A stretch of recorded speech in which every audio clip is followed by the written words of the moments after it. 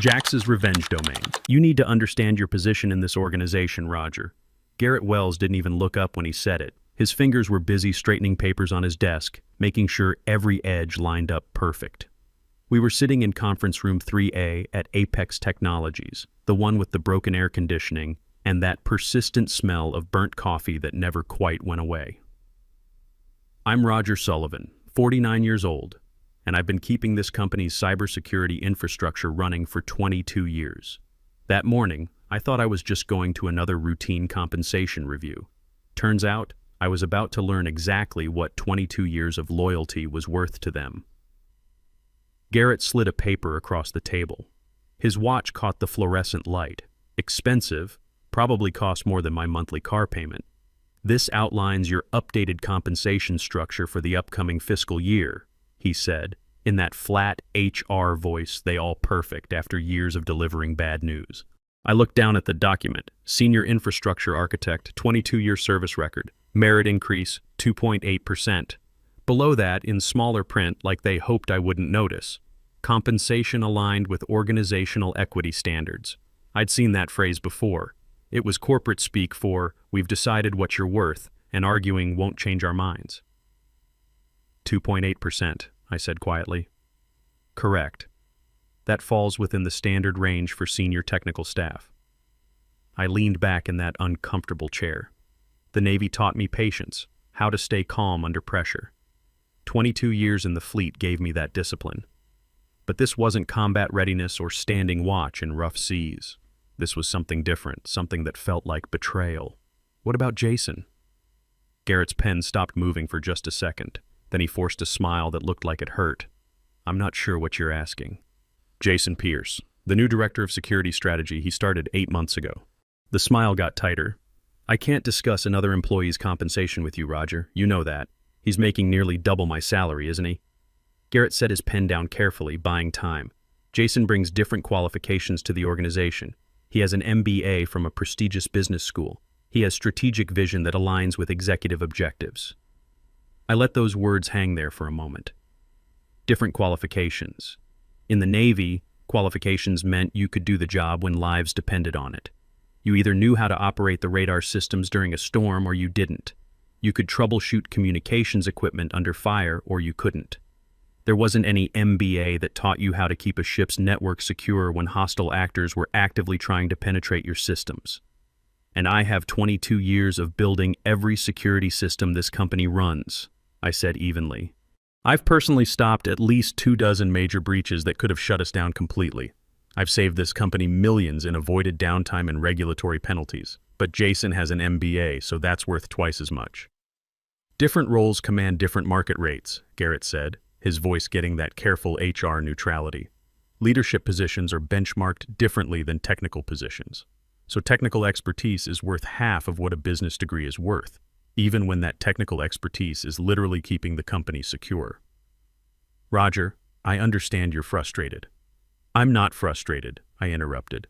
I'm clarifying. Because it sounds like you're telling me that someone with zero understanding of our security infrastructure, zero experience with our systems, and zero contribution to actually protecting anything is worth twice what I am. I just want to make sure I'm hearing that correctly. Garrett folded his hands on the table. Professional, controlled, unmoved by logic or fairness. We benchmark compensation against external market data. Leadership roles command premium salaries. Credentials matter. Translation, know your place. I thought about my kids, Sarah and Michael, both juniors at State University. Tuition was $28,000 each this year, not counting room and board. I thought about the alimony payments to my ex-wife Lisa, $2,200 every month like clockwork. I thought about the health insurance premiums that kept going up, the 401k that had taken a beating in the last market downturn, the fact that I was 49 years old and supposedly in my peak earning years. Then I reached into my bag. Garrett tensed slightly, probably thinking I was pulling out a legal document or a list of grievances. Instead, I took out a single piece of paper, folded once, and placed it on top of his compensation document. My resignation letter.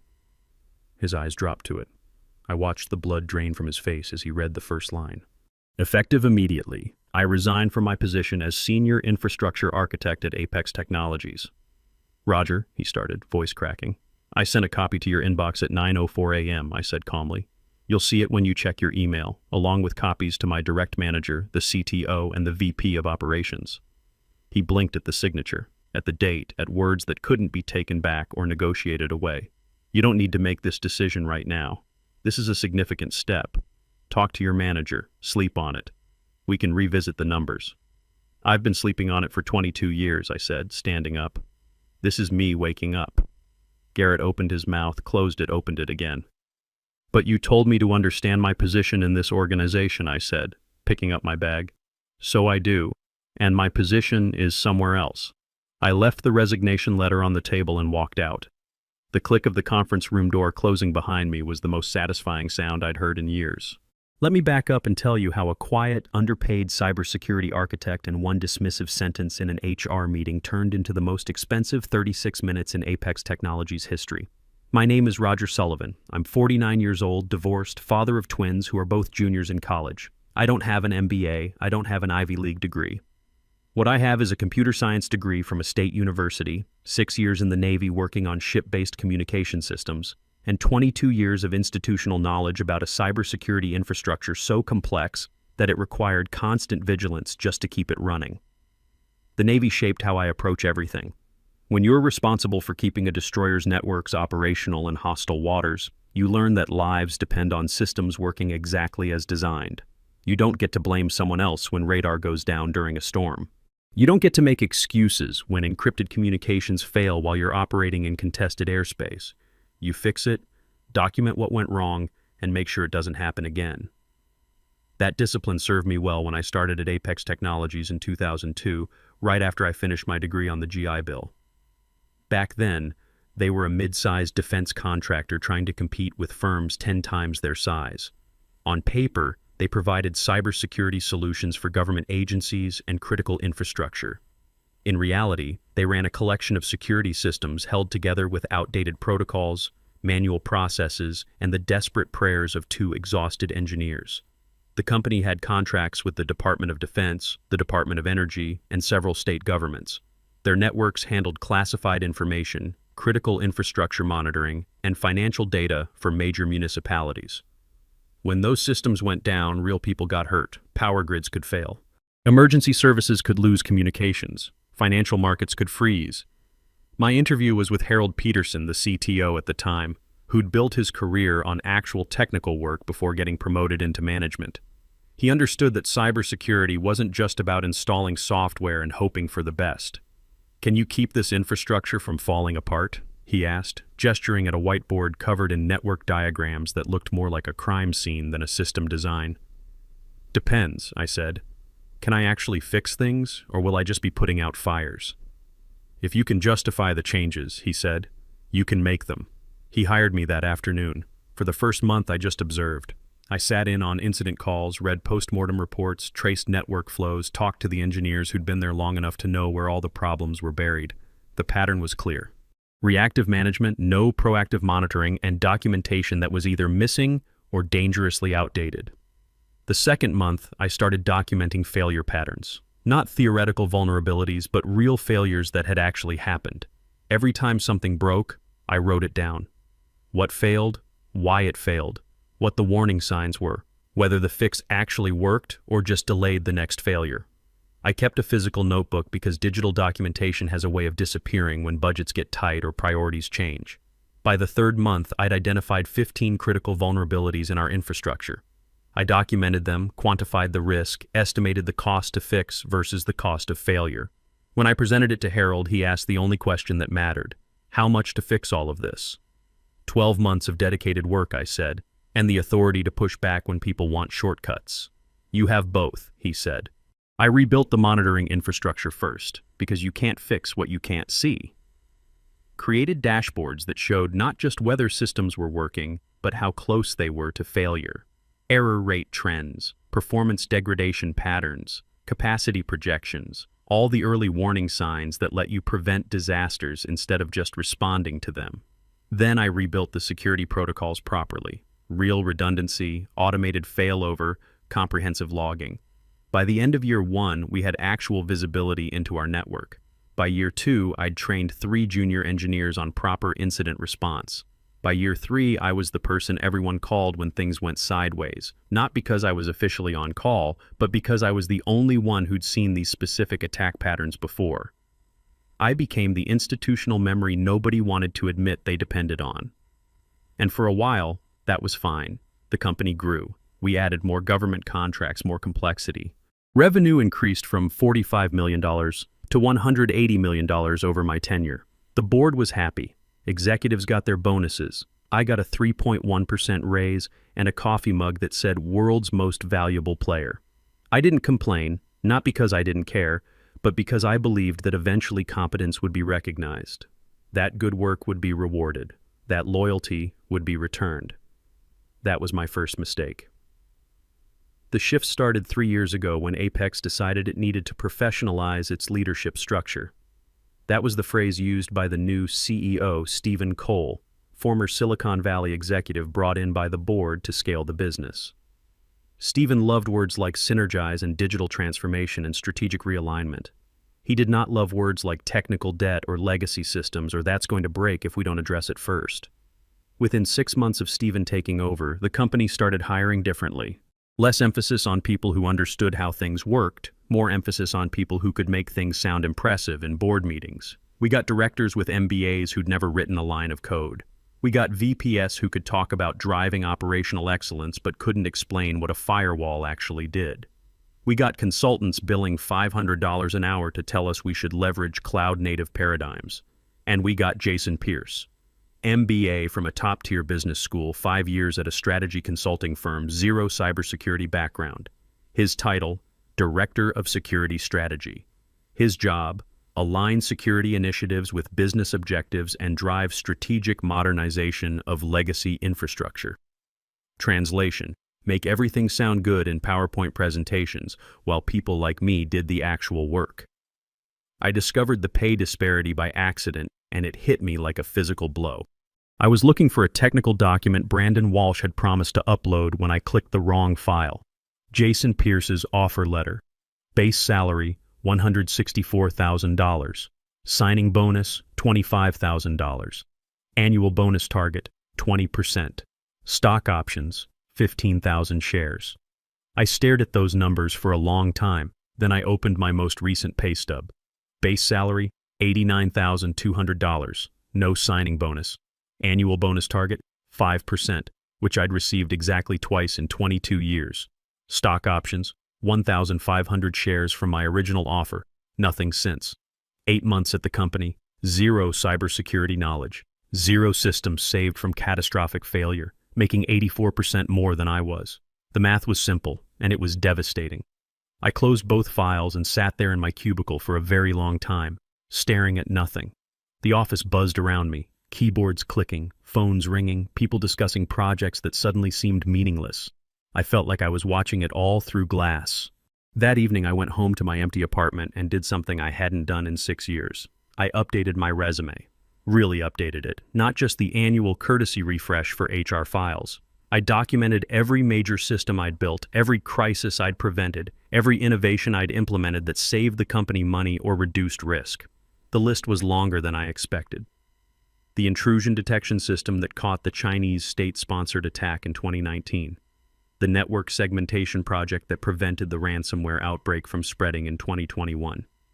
The encryption upgrade that kept us compliant when new federal requirements hit in 2022. The monitoring system overhaul that reduced false alarms by 87% while catching 23% more actual threats. I sent my resume to 3 recruiters I'd been ignoring for years. Within 48 hours, my phone was ringing. Within 2 weeks, I had 4 serious offers. Within 3 weeks, I'd accepted 1. Principal Security Architect at Secure Vault Solutions, $148,000 base salary, 18% bonus target, real stock options. All I needed was the right moment to leave Apex. Garrett gave it to me. By 9:12 a.m., my security badge had been flagged for deactivation. By 9:18 a.m., my system access was being revoked across 27 production environments. By 9:23 a.m., I'd cleared my desk, boxed up my monitor and the coffee mug that said select asterisk from problems where solution is null, and walked past 4 colleagues who suddenly became very interested in their keyboards. By 9:31 a.m., the first critical alert started screaming. Here's what most people don't understand about complex cybersecurity infrastructure. It's not like a car where you can pop the hood and see what's broken. It's more like a human body. Interconnected systems that depend on each other in ways that aren't always obvious. When something goes wrong, the symptoms can show up anywhere, and finding the root cause requires knowing how all the pieces fit together. I'd been that institutional memory for 22 years. Every weird configuration choice, every undocumented dependency, every workaround that had become critical infrastructure. It was all in my head, backed up by that physical notebook I kept locked in my desk drawer. The notebook they didn't know existed. By 9:38 a.m., every engineer in the building was in emergency mode. The primary intrusion detection system was throwing cascading errors, not complete failure. That would have been obvious. Instead, it was degrading slowly, missing threats while generating false positives at an exponential rate. Brandon Walsh, the junior engineer I'd been mentoring, was on call. Poor kid was 26 years old with 18 months of experience, suddenly responsible for systems he'd only seen from the outside. He checked the runbook I'd written 3 years ago, but the runbook covered normal failure modes. This wasn't normal. What was happening was a memory leak in the threat analysis engine, triggered by a specific combination of network load and data processing patterns. I'd seen it exactly once before, 14 months earlier, during a particularly heavy attack simulation. I'd documented the solution in my notebook, along with the monitoring queries needed to detect it early. The notebook that was now sitting in the trunk of my car. Brandon escalated to Diana Martinez, our senior security analyst. Diana was good, smart, dedicated with 8 years of experience. But she'd never seen this particular failure mode because I'd fixed it quietly the last time, added some monitoring to catch it early, and moved on to the next crisis. Diana did everything right. She opened multiple terminal sessions, examined log files, looked for patterns. She could see the symptoms, response times increasing, false positive rates climbing, threat detection accuracy dropping. But she couldn't see the cause. At 10:15 a.m., Jason Pierce walked into the operations center. In my mind, I could picture him perfectly. Pressed khakis, button-down shirt, that slight smile that said he was about to solve everything with business process optimization. "Why is the dashboard red?" he asked. "We're investigating a performance issue with the intrusion detection system," Diana replied, not looking up from her screens. "Investigating doesn't help our government contracts. Can't you just restart it?" I can only imagine the look Diana gave him. In cybersecurity, just restart it is like a surgeon saying, just cut it out without knowing what it is. You can make things much worse very quickly. "We need to identify the root cause first," Diana said. "If we restart without understanding the problem, we could lose critical log data or trigger a cascade failure in dependent systems." "How long will that take?" "I don't know. This isn't a standard failure mode." Jason pulled out his phone. "I'm calling Stephen." Stephen Cole arrived 8 minutes later. I knew him well enough to picture his reaction. The carefully controlled expression that meant he was calculating political damage. The way he'd scan the room to identify who he could blame if this became a public relations problem. "Where's Roger?" he asked. The question I'd been waiting for.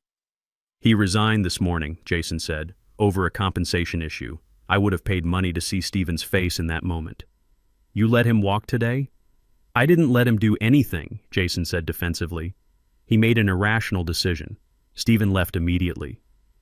"I know because at exactly 9:47 a.m., 36 minutes after I'd placed that resignation letter on Garrett's desk, Stephen Cole was standing outside my apartment building, knocking on my door like someone whose entire world was falling apart, which, technically, it was.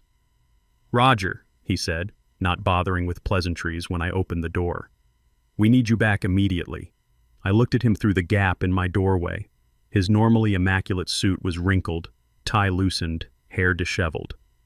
This was a man who prided himself on control, on having contingency plans for contingency plans. Seeing him rattled was almost worth 22 years of being undervalued. Almost. "I don't work there anymore," I said. "I know, but our defense contract systems are completely down. The Pentagon is asking questions. We can't process any classified data. Nobody can figure out why." "That sounds like your problem, not mine."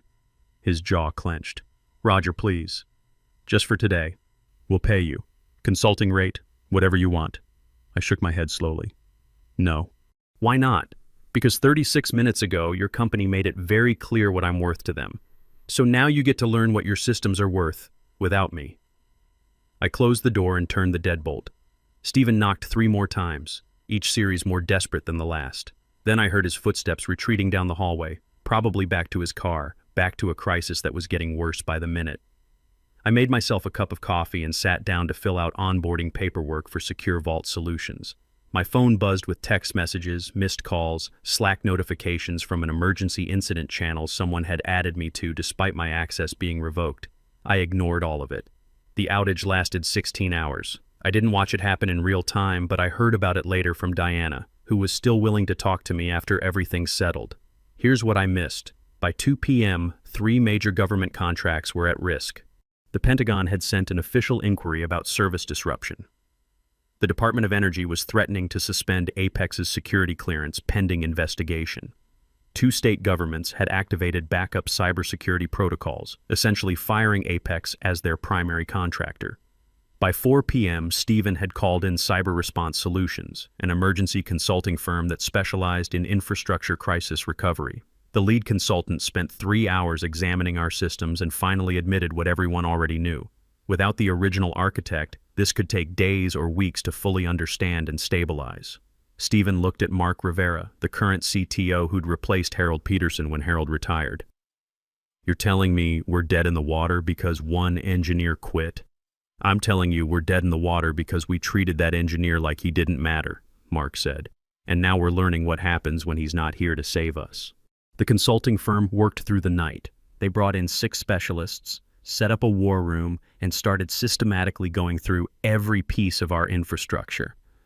At $750 per hour per consultant, the bill was climbing toward $100,000 before they'd even identified the problem. The breakthrough came at 1:17 a.m., when Brandon finally remembered something I'd mentioned in passing 6 months earlier. There was an old wiki page buried in our internal knowledge base, something I'd written after a similar incident years ago. It took him 2 hours to find it. Critical system dependencies and emergency recovery procedures. It had everything. The memory leak issue, the specific monitoring queries, the exact sequence of steps needed to recover without triggering secondary failures. I'd written it 18 months ago after the last time this happened, and nobody had read it until they had no choice. Brandon followed my documentation step by step. It worked. System stabilized. The consultants packed up and sent a bill for $127,000. The crisis was over, but the damage was done. The aftermath unfolded over the next 8 months, and I watched it from the comfortable distance of my new job at Secure Vault Solutions. Within the first week, 2 major defense contracts worth a combined $52 million were terminated. The Pentagon Security Review found concerning gaps in institutional knowledge management and personnel retention practices.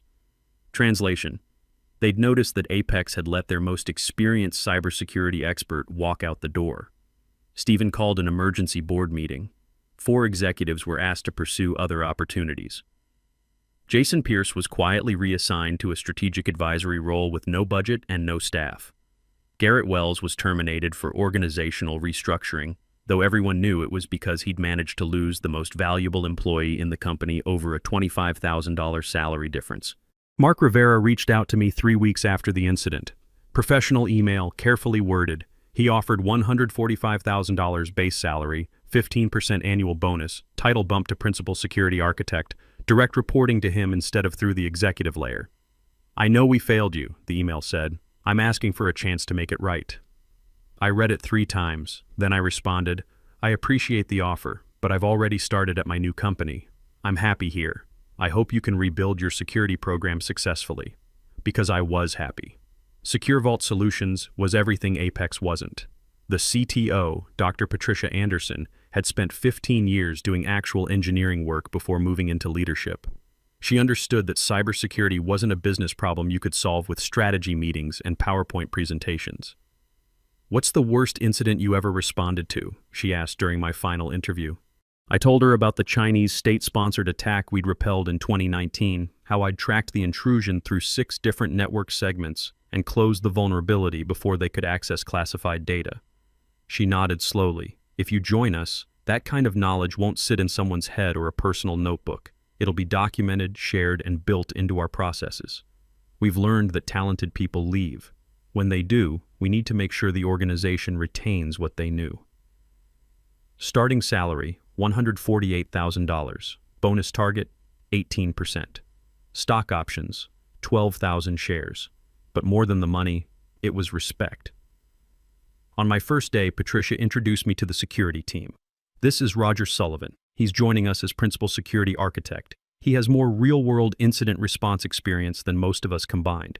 When he tells you something about security, listen, because he's earned that authority through 22 years of keeping critical systems running. No qualifiers. No, he's just a technical person. Just respect.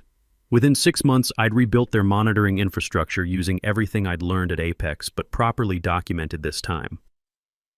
Within a year, I'd trained 4 other engineers to the point where they could handle major incidents independently.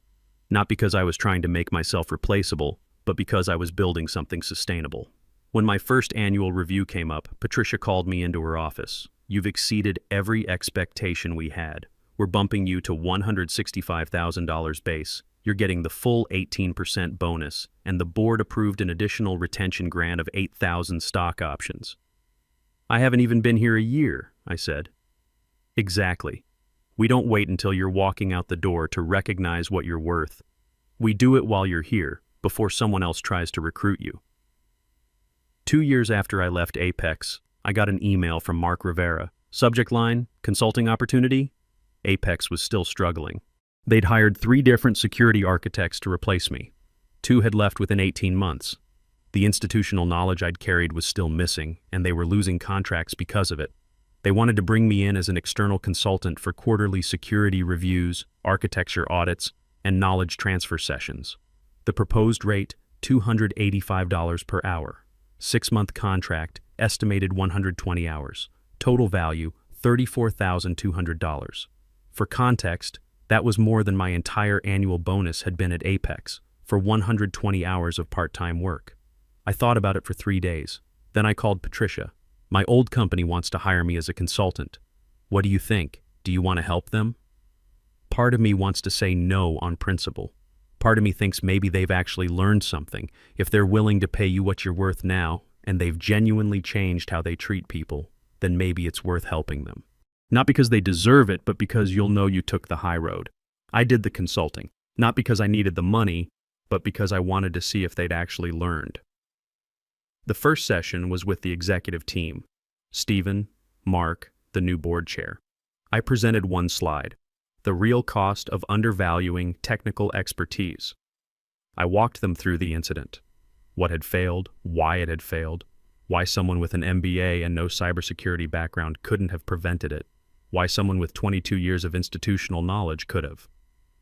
Then I showed them the financial impact, $52 million in lost contracts, $8.7 million in incident response costs, $4.2 million in emergency consulting, regulatory penalties, reputational damage. Total, over $65 million, all because they'd refused to pay me an extra $30,000 per year. The ROI on undervaluing expertise, minus 216,667%. Stephen stared at the slide for a long time. We made a catastrophic mistake. Yes, you did. How do we make sure this doesn't happen again? I spent the next 4 hours teaching them what Secure Vault had taught me, how to value technical expertise, document institutional knowledge, build systems for retention rather than replacement. At the end, the board chair asked me, if you were starting over here, what would you do first? I'd apologize, publicly, to every technical person you've undervalued, and I'd mean it. 2 weeks later, Stephen sent an all-hands email. Diana forwarded it to me with a note. Thought you'd want to see this. 2 years ago, we lost our most experienced security architect because we failed to recognize his value. That failure cost us contracts, credibility, and the respect of our technical staff. We've made changes to compensation, retention, and knowledge management since then. But those changes are meaningless if we don't acknowledge what we got wrong. We undervalued someone who kept this company secure for 22 years. We're committed to never making that mistake again. Today, I'm still at Secure Vault. I'm now Distinguished Security Engineer, the highest technical role in the company.